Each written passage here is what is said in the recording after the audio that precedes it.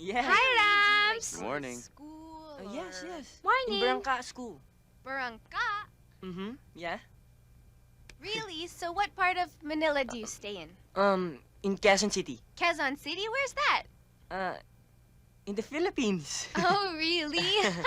Anyway, I'm taking up literature. Oh, really? I'm a literature major myself. I can see that. Huh? See what? That you're a literature major and plans to get into theater, right?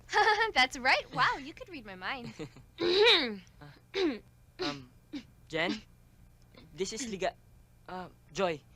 Joy, si Jen, pinsan ni Rams. Hi. Hi. I invited her to come along with us. Liit-liit na nga ng kotse. Sasama pa to. Oh, can I sit beside you in the car so we can chat some more? Sure. Tipati ka. Parang surot kung saan masikip na sumusuot. Let's go! Let's go! Let's go! Let's go? Let's go.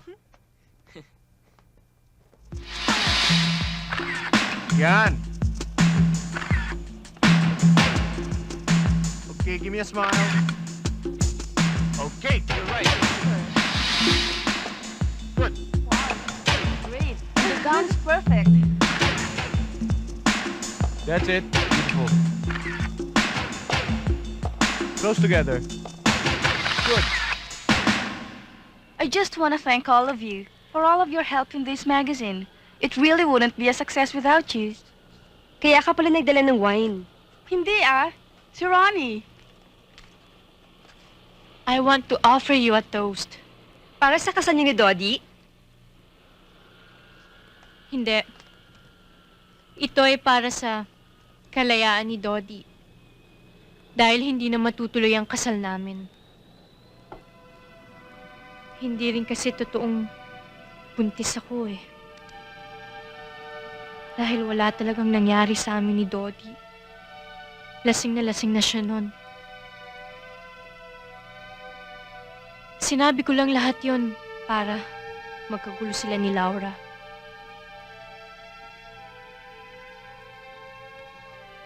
Nainggit kasi ako sa'yo nun eh. Dahil parang ang swerte-swerte mo. Lahat nasa iyo. Pero binabaliwala mo. Samantalang ako.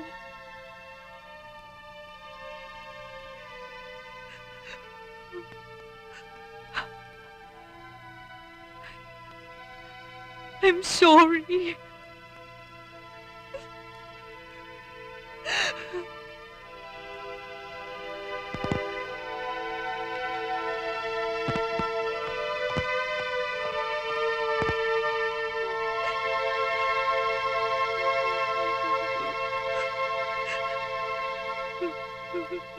Diba?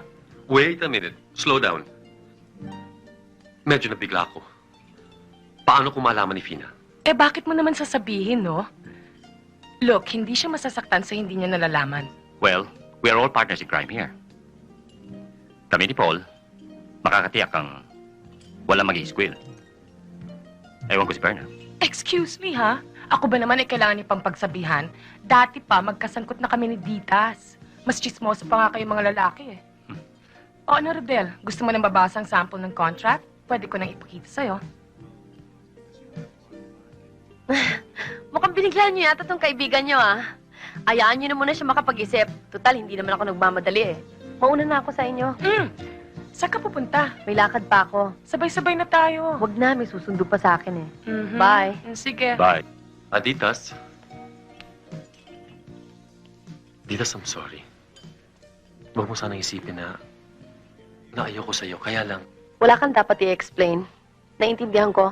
Mahirap talagang pasukan ng ganitong sitwasyon. Pag nakapag-desisyon ka na, sabihin mo lang kila Dick. They'll know where to find me. Okay? okay. Bye. Bye.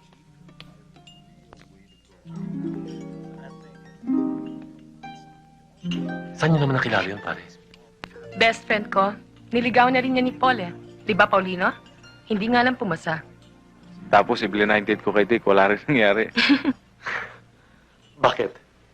Because she's not that kind of a girl. What do you mean she's not that kind of a girl? Pare, hindi mo siya... Babayaran mo siya para magkaroon ka ng anak. pare naman, sino naman disenteng babae ang papaya gumawa nun? Si Ditas, pare.